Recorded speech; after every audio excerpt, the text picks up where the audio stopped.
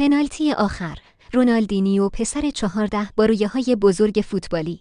زمین خاکی فوتبال، صدای بچه‌ها و تماشاگرهای محلی.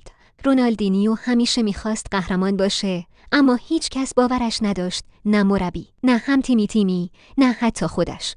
نمایش تمرین‌های سخت، شکست‌ها، خندیدن بقیه بهش، تا اینکه یه روز مربی تیم مدرسه گفت هر کی توی تمرین بهتر باشه، توی مسابقه نهایی پنالتی آخر رو میزنه. تمرین شبانه، بارون، زمین گلالود و رونالدینیو که با چشمانی مصمم تمرین میکنه. روز مسابقه رسید، بازی مساوی شد، همه منتظر پنالتی آخر بودن.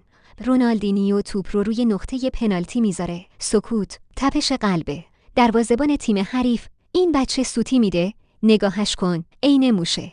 رونالدینیو چشمهاشو میبنده، صدای تشویق پدرش توی ذهنش میاد. توی قهرمانی، پسرم.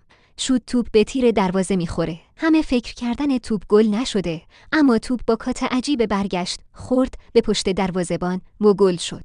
تماشاگرها منفجر میشن. رونالدینیو اشک توی چشماش جمع شده، هم تیمی دورش جمع میشن. قهرمانا همیشه برنده نیست، اما هیچ وقت تسلیم نمیشن.